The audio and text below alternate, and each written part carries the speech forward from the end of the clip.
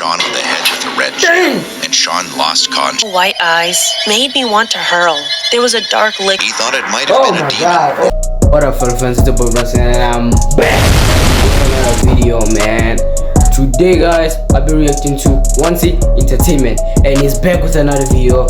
And I might be a few days late, but don't worry, guys. There's a few videos coming up. I'm gonna be consistent, alright? So yeah, without any further ado, let's jump to the video, yo. This happened to me in 2017 when I was about 15 years old. The day was going all right. It was an average Saturday. I was just sitting on the couch in the living room, chatting with my friends online on my tablet. Besides me, only my parents were home because my older sister was hanging out with her friends. It was around 2:30 p.m. when someone knocked on the door. My mother went to check out who it was, and I looked over to the door, curious to see who it was as well. My mom looked through the peephole and she saw two men outside. One of them was wearing a blue shirt and the other wearing a black jacket. They were complete strangers. None of us knew either of the men, and we weren't used to receiving any visitors, canvassers, or anything like that. So since my mom didn't know them, she asked who they were, but neither of them answered that question.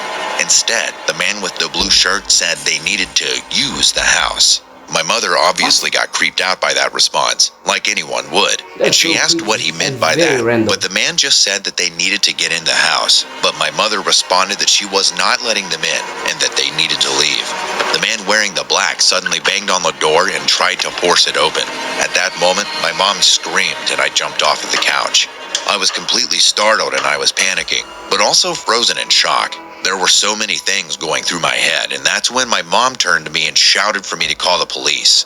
The men hadn't stopped banging on our door, and they started trying to kick it in.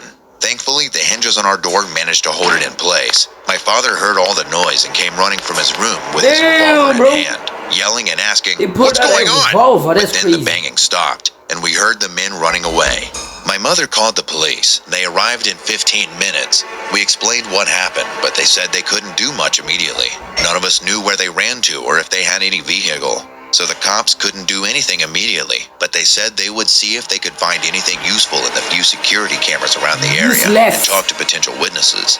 The rest of the day passed by and nothing strange happened, so we thought that everything was okay, and it really seemed to be until the next day. In the middle of the night on Sunday, I was in the living room playing some games on my laptop while voice chatting with a friend on Discord.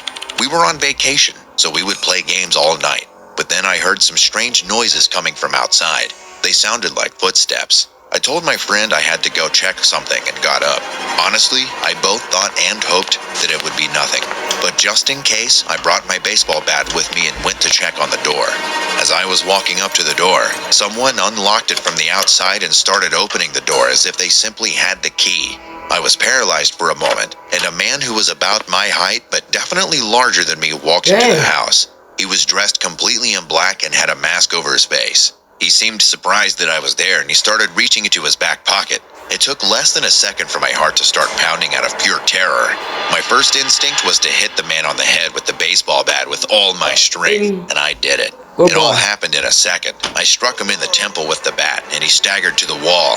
Then, with the adrenaline still rushing through my body, I raised the bat over my head and swung it down at him again, and hit the top of his head this time. And he fell to the ground and didn't get up anymore. But when I saw that right behind him there were two other men, one of them had just pulled out a gun and pointed at me. I couldn't see the gun clearly as it was sort of dark over there, but it was obvious from his stance that he had a gun pointed at me. I confirmed it after I heard him pulling the slide on the gun, and immediately screamed as loud as I could and tried to get out of the way. But the man fired the gun and the bullet barely missed my head. No way, bro, no way. How is that possible, bro? That guy was 1 meter away. How did he dodge the freaking bullet? No way, bro. No way. Tell me this guy's on Ultra Instinct level crazy shit. Nah, man. From the blast, and the loud bang were so close to my face that I got dazed. I fell on my back, and my vision was blurry and my ears were ringing. I was desperately screaming for help and crawling away as fast as I could. I could hear one of the men telling the other to shoot me again already. I thought I was going to die, but I managed to bring myself to my feet and run around the corner and out of their view. Everyone in the house had woken up to the gunshot and my screaming, and my father rushed in with his gun. As soon as he saw the men who broke in, he began shooting at them both. I think a bullet hit one of them because he screamed out before I heard more shots and they ran away. They got into a blue car and tried to speed away from our home. My father shot at them again. It didn't hit them, but the bullets hit their car. As soon as we turned on all the lights, we saw the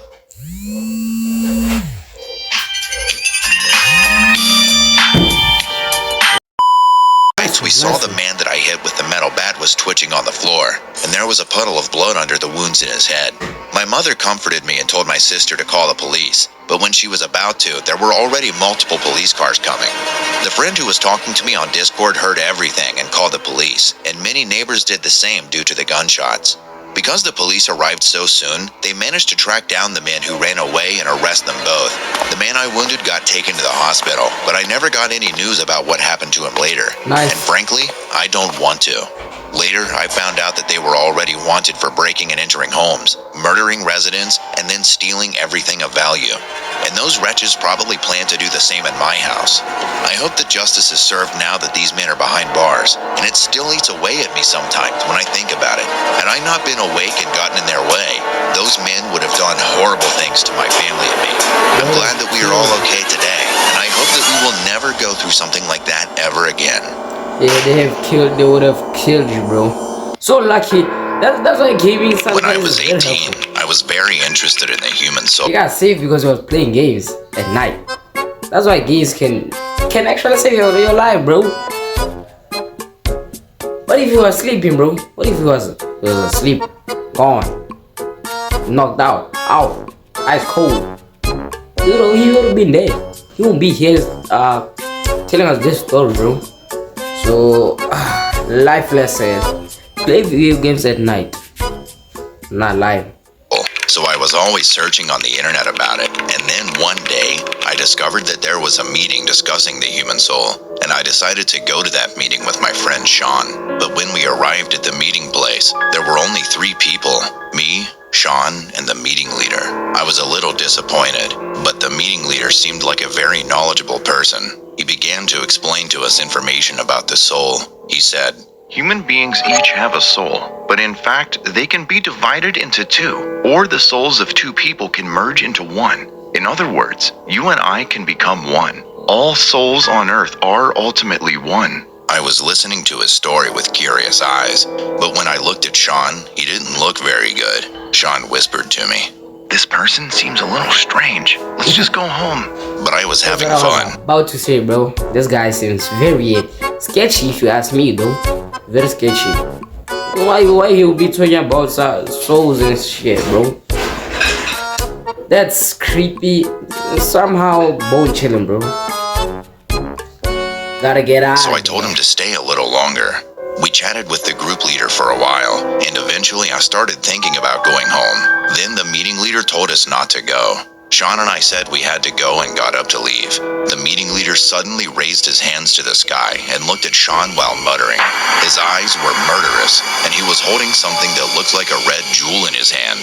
"Sean, run!" I screamed. At that time, the meeting leader hit Sean on the head with a red gem, and Sean lost consciousness. Then he took a glass bottle out of his pocket and held it to Sean's mouth. Then he said, "God, I will take this soul. I will eat it with gratitude."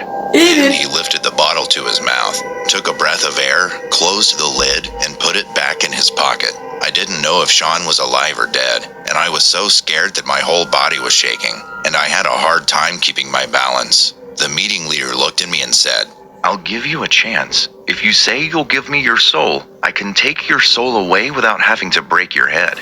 Now what do we want to do?" He took the glass bottle out of his other pocket and opened the lid. I was terrified, but I yelled at him, "My head is harder than a stone and it will never break." He then said to me, "Oh my, yeah, sure, buddy. I tried to be nice, but I ended up having to make a hole again." He held out a glass bottle and slowly approached me. The sound of my heartbeat was so loud in my ears that it almost sounded like thunder. At that moment, he again raised his hand holding the red gem upward and tried to hit me. So I tackled him with all my strength and knocked him to the floor. We started fighting. rolling around on the floor, and then I snatched the glass bottle from his hand and hit him on the head with it. The bottle shattered and he screamed, clutching his head. No! This is your house! He cried and picked up the broken bottle with his bare hands. What's wrong I helped with you, Sean bro? up and we ran away. Fortunately, Sean came to his senses slightly. Then the meeting leader shouted, Oh, you're still alive! My sons, where are you going? There is eternal My rest in sons? me! I ran outside and called the police. The leader was arrested and police found dozens of bottles on display in his basement. The bottles had small pictures of people attached to them. When the police asked what the bottles were, he smiled and said, These are the souls I have absorbed so far. They are in my world now, and they will live within me forever. He listed dozens of people's names. I took Sean to the hospital, and luckily he recovered. If I hadn't escaped with Sean then, I can't imagine what would have happened to us. This dude creepy as hell, bro. First thing, this guy's weird, he's creepy, as all this stuff, bro. Nah. Ain't no way, bro. Ain't no way, bro. Bro, some people are just crazy. This happened about a month ago, and ever since then, I've been scared to peek out the window at night. It all started when my brother told my cousin and me how he heard loud metal banging, almost as if someone was walking around with huge metal boots outside at around 2 a.m. He said that it was loud, like super loud. And since he sleeps on the couch in the living room, it woke him up, and he went to go see what it was. But once he pulled back the curtain to peek outside, it immediately stopped. Which was weird to him because he said it sounded like it was right outside on the street. At first, we didn't believe him and thought he was just lying as he often makes up things to scare us. But about 3 weeks later, I suddenly woke up at 6 a.m. feeling thirsty, and right when I was about to get water, I heard it. It sounded exactly like my brother had described, loud metal banging, and it sounded like it was happening right outside the house on the street. Being curious and thirsty, I went to go get some water and decided to peek out the window to see what the noise was. I peeled back the curtain slowly and only let a little crack open, just big enough that I could see what was outside. And then I saw what was making all the noise. I saw a huge man who was at least 8 feet tall. 8 He was feet? monstrous and looked like a human, but whose bones had been deformed and twisted in ways that no average human could bend them. He was Yes. also dragging massive metal chains, and with each step he took, he picked up the chains and threw them on the ground, which was what my brother and I had heard. I was dumbfounded at what I had just seen and turned around to grab my phone and tried to record it. But as soon as I turned back around, the noise stopped and the man was gone. I was petrified and decided to run back to my room, and I couldn't go back to sleep Close after the that. curtains, When my bro. brother woke up, I told him the whole thing, but he didn't believe me. I asked him if he heard it too, and he said no. Nobody believes me, and I haven't heard the noise since. But I still wonder what or who that thing was and what it was doing walking around in the street. That's for sure death, bro. Can't lie. And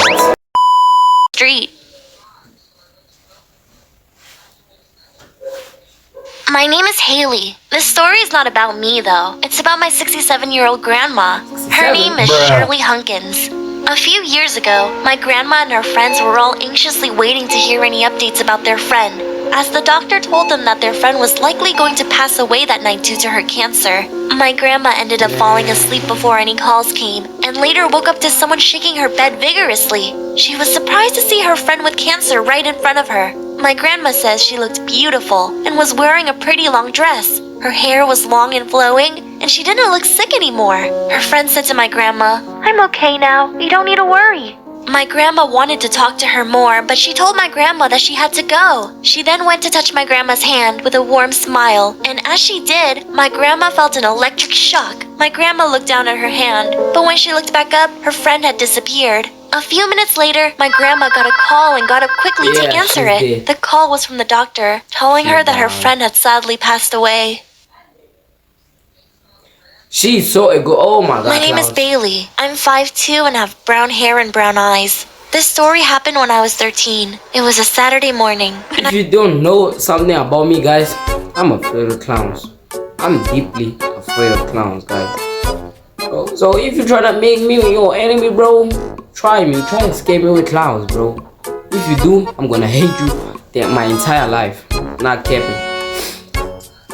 my mother if I could have a sleepover with my best friend May. May had black hair with brown eyes and was also around 5'2". She hesitated, thinking about all the clowns that had been loose and roaming around the neighborhood. It took a while, but in the end, she said yes. I called May and let her know that she could come around 7 p.m. Later that evening, May came over, and we jumped on the couch and started watching Wednesday Entertainment. About 20 minutes later, my mom went to the grocery store with my little sister and brother, leaving us home alone. We started getting hungry and decided to order a pizza. Around 30 minutes after we ordered, the doorbell rang. While May went to get the money, I went ahead and opened the door.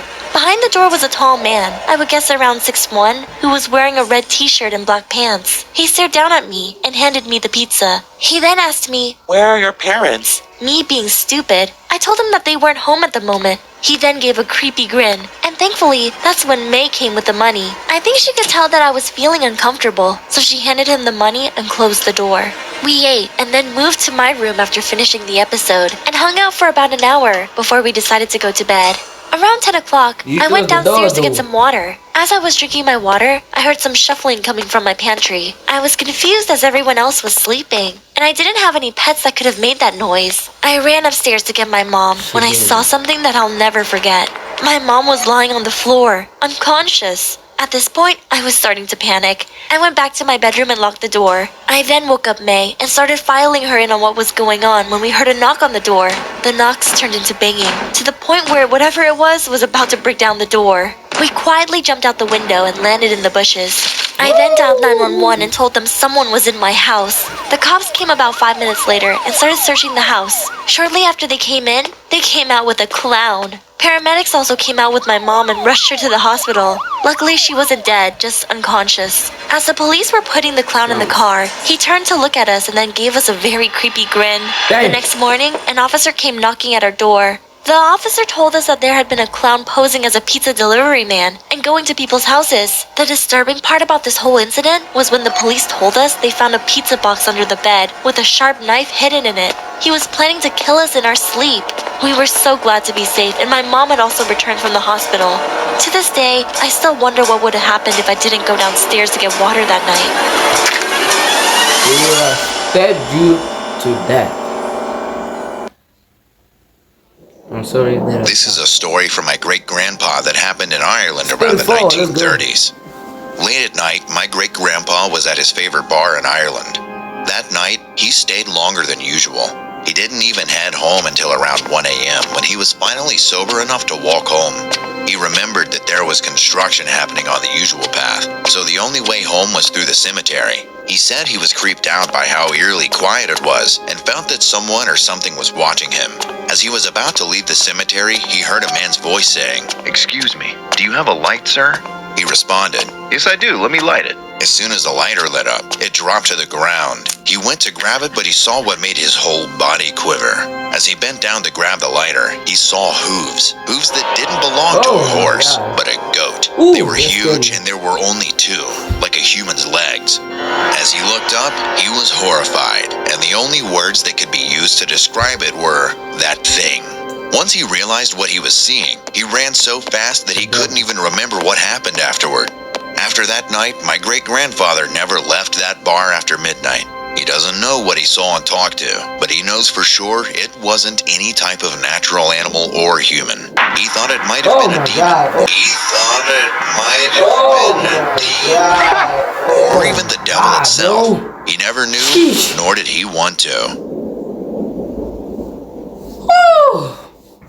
My sister and I loved going on camping trips. We often went on drives far away from home to reach our favorite campsite near Lake Lanier. My sister, who we'll call Emma, drove and frequently looked in the driver's mirror to check on me in the back seat. This time, however, when she looked at me in the back seat, her face looked shocked, terrified. She went pale and quietly told me, "There's a woman sitting next to you." Without looking away from the mirror, I looked beside me, but there was no woman. "What woman?" I asked. I told her that if she wasn't feeling well, we can pull over. She yelled at me to be quiet. "The woman, she's got blue skin. Don't you see her?" she hissed. I felt a cold, wet hand slide onto my shoulder. I didn't dare to look. "Emma, what's happening?" I questioned. "Don't look, Frenya." With those words, my instincts kicked in. I had to look. I saw a blue woman. It was like she had been swimming in cold water. Her icy blue skin and pale white eyes made me want to hurl. There was a dark liquid oozing from her lips, and she was wearing a one-piece swimsuit. I could see her ribs through the She's tight drowned. fabric of the suit. This woman was dead. I told you not to look, Emma cried.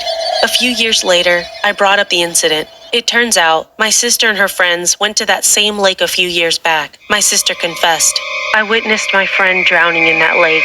I carry feelings of guilt that I could have done something to help her, but I didn't. She's been with me ever since that day. Now, every time I drive up to that lake, she seeks vengeance. Oh no. You could have done something at least. Bro, there's so many things she could have done. Instead of looking at her. Like she was drowning in front of you. What's wrong with you? Ooh, why your friend that? Oh my god. Anyways, that's the end of the video. If you enjoyed that video, show some support on the channel. And yeah, there'll be more videos coming up. And don't forget guys, 100 subs, fist fight. That's my brother. Yes, I didn't forget that. So yeah, there's gonna be videos coming up. I didn't forget. I'm gonna be consistent.